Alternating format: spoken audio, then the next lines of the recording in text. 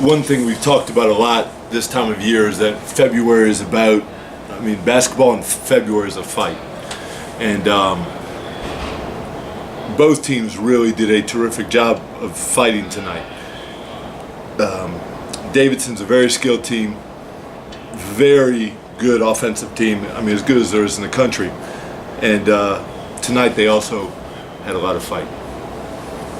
Coach, first off, could you talk about the situation with Chuba and the impact that it had in the stretch that he wasn't on the court? Yeah, as far as impact, there's nothing to say. We played out without an important player for about 15 minutes. However, that happens in college basketball all the time, meaning Davidson earlier this year played 4 games without Kellen Grady, and they went 1-3. So for me to sit here and talk about, we didn't have Chuba for 15 minutes, that's part of the game. Now, the point is, I've known Coach McKillop for literally about 30 years. So the first time that I interviewed for a coaching position was with Coach McKillop. And if he's not the best coach in the business, then he's really, really close. So, whether 34, it's a genius play by 34, because there had just been double techs, and then number 34 initiates the contact and only gets called for a common foul and gets Chuba thrown out. So, I do understand the level of detail that Coach McKillop coaches. Do I know that he coached that? Probably not. He probably didn't. Probably it's just a Davidson player who's just that smart.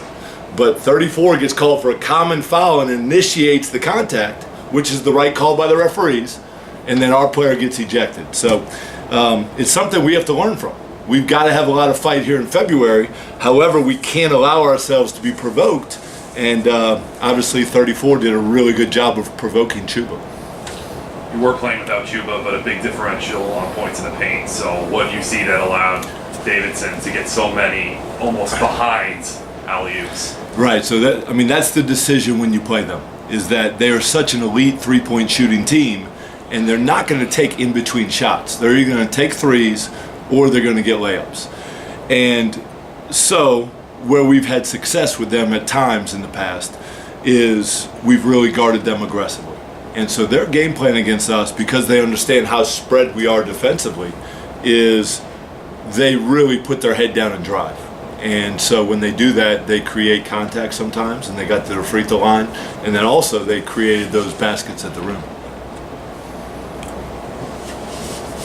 Another frustrating bit where the team gets close in a stretch and then just can't finish toward the latter end. What did you see that was positive in that stretch where you were able to come back, and then where did it go south in that final? Yeah, so I think the way to phrase it is, so basketball in February is a fight.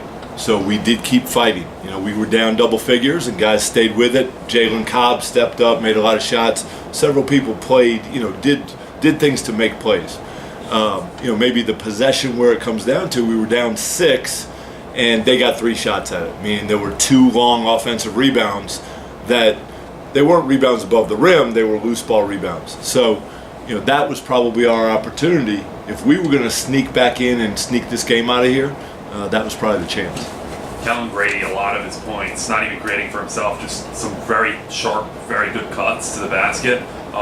Is that the kind of play you encourage from your guards, almost to model it after something like that?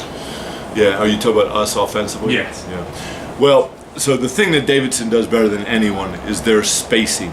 And they put every guy that plays for them has made a 3 this year. And so that's what makes them really hard to guard, is they pass it so well and then they understand how to use the spacing. At times we were able to do that. However, we are playing with bigger players that their forte is not shooting threes, so it makes it a little bit harder.